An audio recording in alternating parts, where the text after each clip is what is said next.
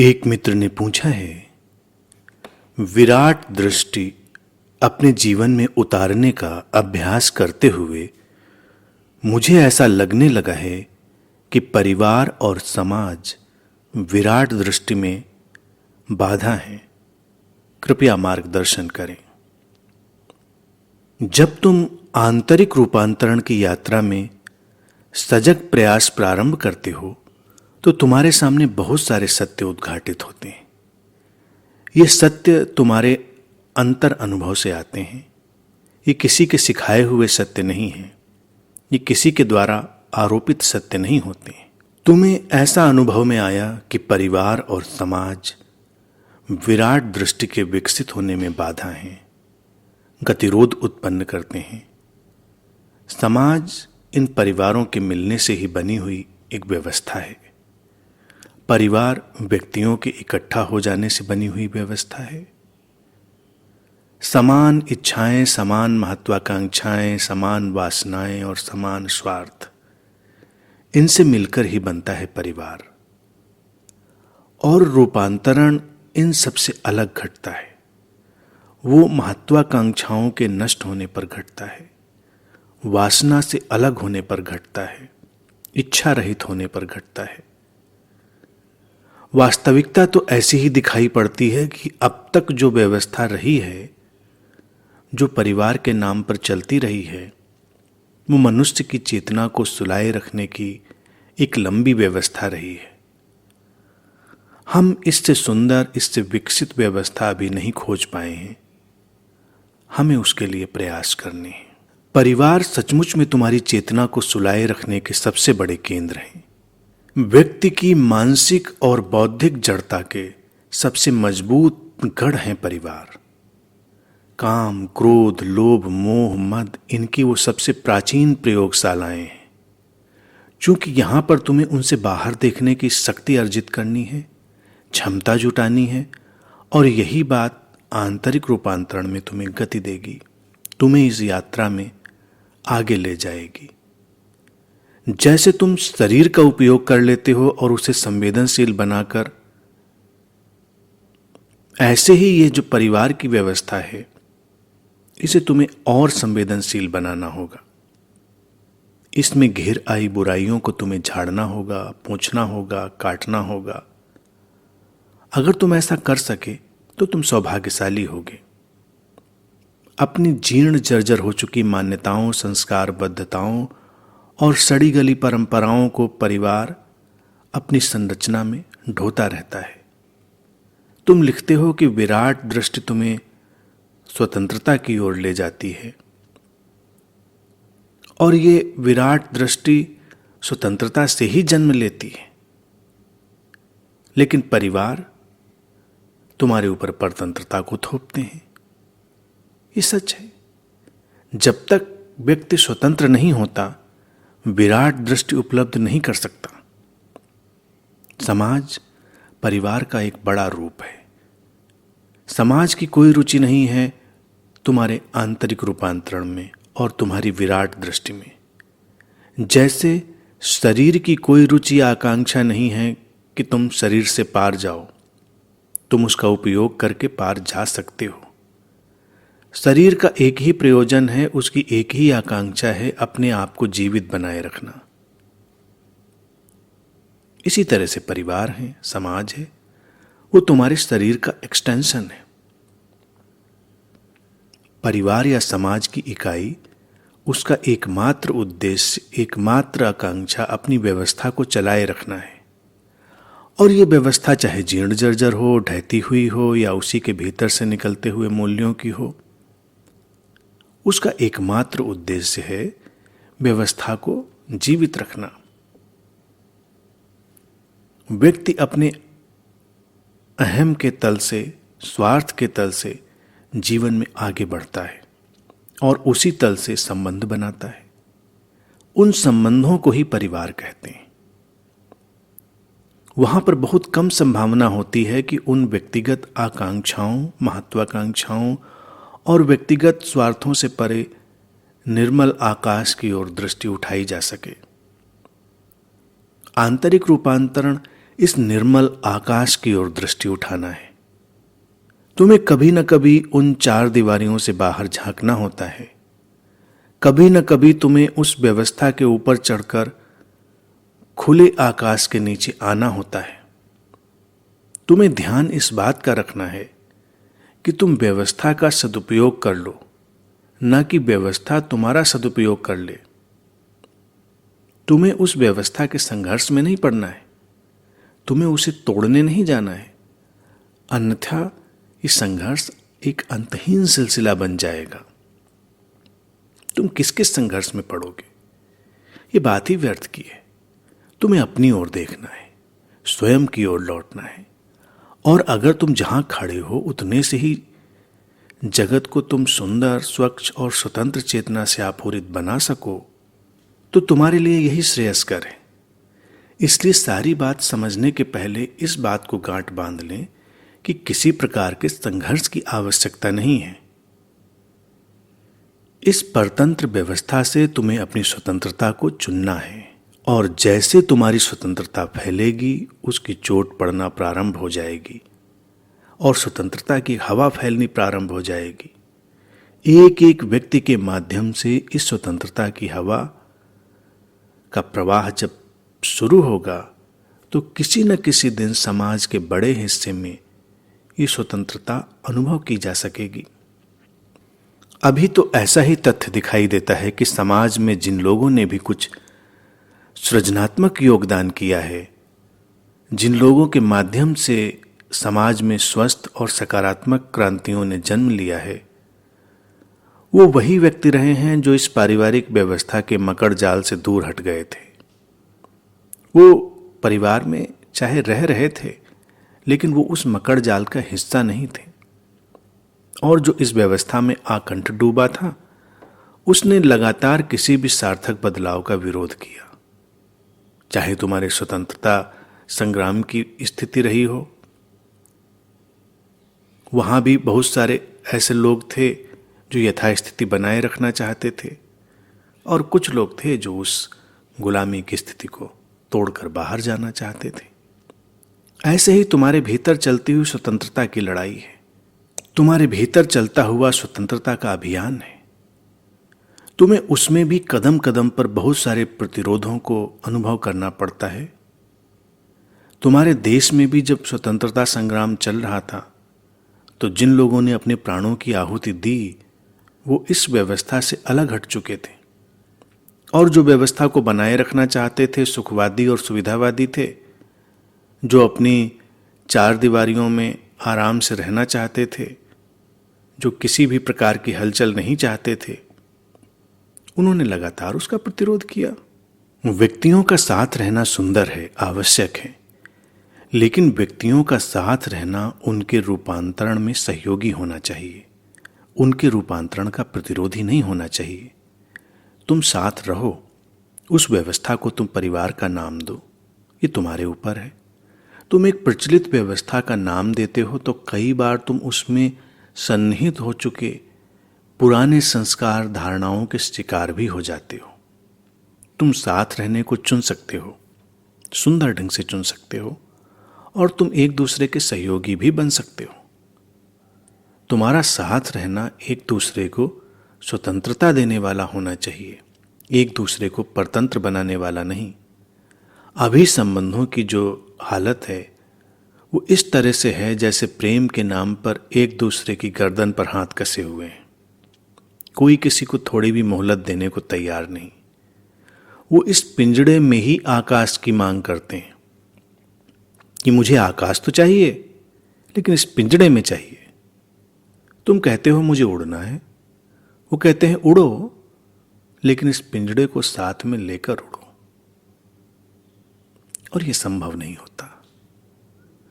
जब संबंध शुरू होते हैं एक उत्साह और उल्लास के साथ वो शुरू होते हैं, लेकिन धीरे धीरे वो जकड़न, बेचैनी और छटपटाहट से घिर जाते हैं और उसी पर अंत हो जाते हैं। हर संबंध की एक ही मांग है कि तुम स्वतंत्र हो सको, क्योंकि स्वतंत्रता तुम्हारा स्वभाव है। वहीं से विराट दृष्टि जन्म लेती है, वहीं से रूपांतरण घटना प्रारंभ होता है। लेकिन जब ये स्वतंत्रता किसी को नहीं मिल पाती, उसके सारे जीवन में विष घुल जाता है। लेकिन स्वार्थ गहन है, मूर्छा भी गहरी है, इसलिए उस व्यवस्था से इतर नई व्यवस्था निर्मित करने का संघर्ष भी नहीं है। अगर जीवन में आगे जाने के लिए किसी भी प्रकार का संघर्ष और किसी भी प्रकार की विपरीतताओं से जूझ सकने का साहस नहीं है, संकल्प नहीं है, तो वो न तो इस जीवन में कुछ सार्थक अर्जित कर सकता है और न इस जीवन का उपयोग करके उस परम जीवन को उपलब्ध कर सकता है। अगर परतंत्रता गहरी है तो तुम परतंत्रता पर बैठकर रोना मत रो, तुम उस परतंत्रता से बाहर निकलने का उपाय करो। मेरा अभिप्राय यह नहीं है कि तुम अपने संबंधों को तोड़ दो, पहले से ही टूटे हुए हैं, टूटे के बराबर हैं। दृष्टि का सारा खेल है।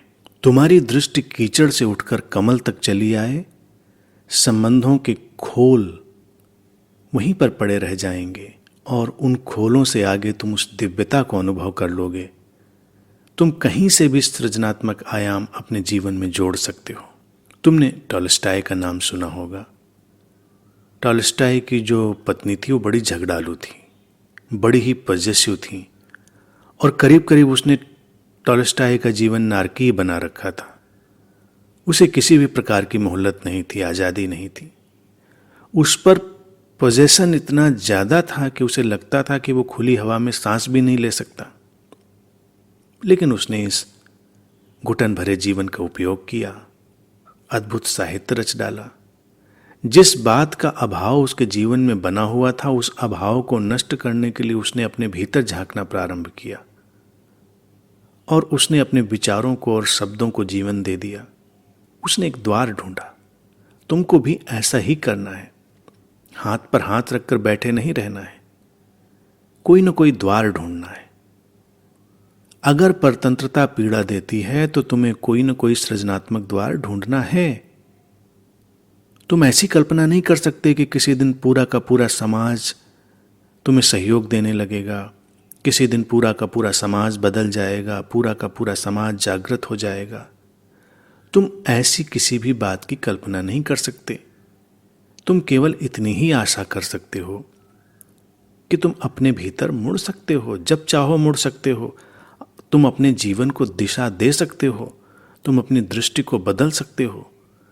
तुम्हारी दृष्टि ही तुम्हारा संसार है। संबंध अभी अपनी क्षुद्रताओं में घिरे हुए हैं, वो ऐसे ही घिरे रहेंगे जब तक दो जागृत व्यक्ति नहीं जुड़ते हैं। संबंध ऐसे ही रहेंगे। मैंने पहले भी कहा है कि परिवार तुम्हारे ऊपर छद्म व्यवस्था का आरोपण कर देता है, तुम्हें चेतना के सपने में खोए रहने का एक आयोजन कर देता है। तुम्हारे चारों ओर आत्मा और परमात्मा की, अध्यात्म की ढेर सारी बातें ये परिवार की व्यवस्था उपलब्ध करा देती है और उस व्यवस्था का सारा आयोजन शरीर के तल पर ही जीने का होता है।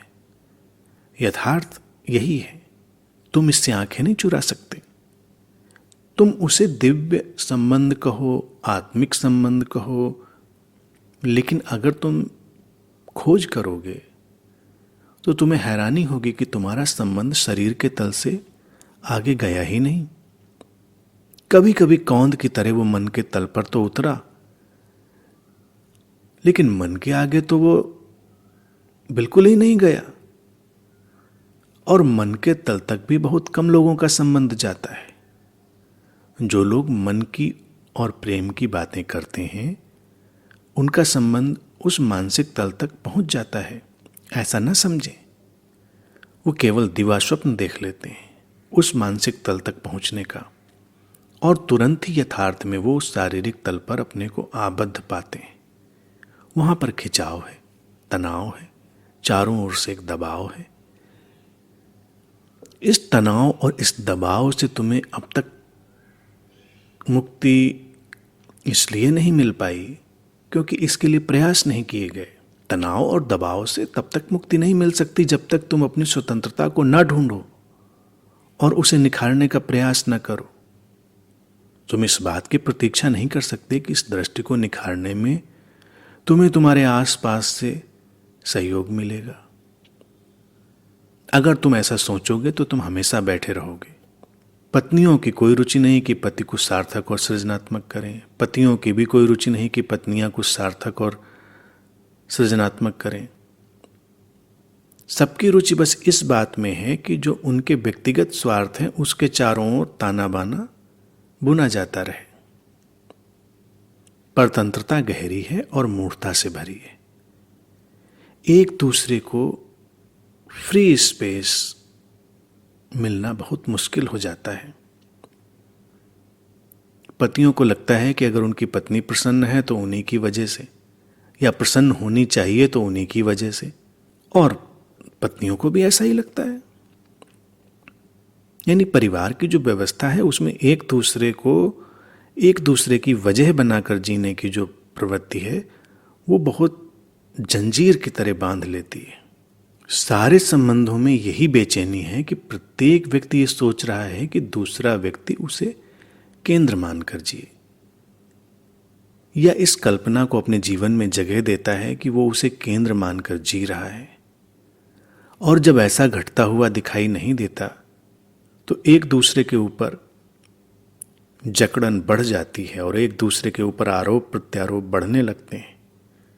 धीरे धीरे ये संबंध पारस्परिक शोषण में बदल जाते हैं। इसलिए अगर गौर से देखेंगे तो पारिवारिक व्यवस्था में संबंध बस पारस्परिक शोषण की एक व्यवस्था भर बनकर रह जाते हैं।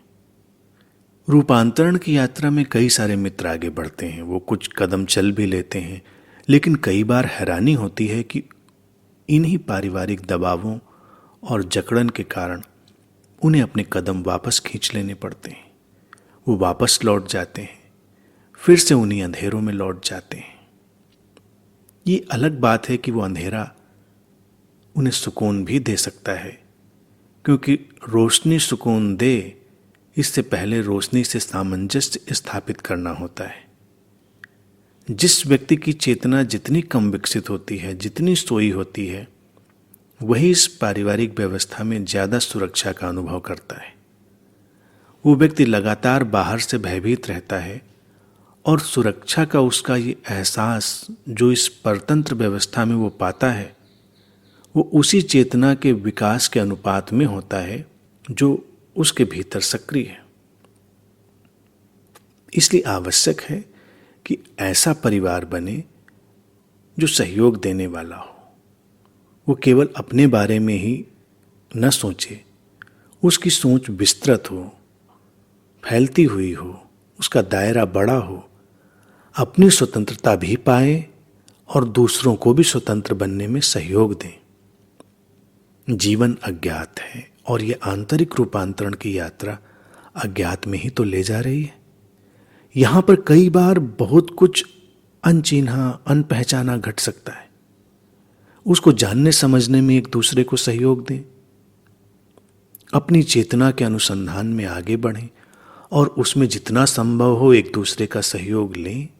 परिवार अगर ठीक से विकसित हो तो बहुत सहयोगी हो सकते हैं, लेकिन तब उनको पुरानी जड़ हो चुकी व्यवस्था को हटाकर किसी नई व्यवस्था को जन्म देना होगा। परिवार का इतना ही अर्थ, इतना ही अभिप्राय है कि एक दूसरे के साथ परिपूर्ण सहयोग हो उनकी रूपांतरण की यात्रा में, वो अपनी संभावना की खिलावट को उपलब्ध हो पाए। इसमें सब एक दूसरे का सहयोग करें और नई व्यवस्था निर्मित करने के लिए जरूरी है कि पुरानी जर्जर हो चुकी व्यवस्था को सजग होकर आंख भरकर देखा जाए। और जब तुम सजग होकर आंख भरकर उस व्यवस्था को देखोगे तो तुम्हारे देख लेने मात्र से तुम उससे मुक्त होने लगोगे। ठीक ठीक देख लेना ही मुक्ति है और नई व्यवस्था को जन्म देने की प्रक्रिया भी।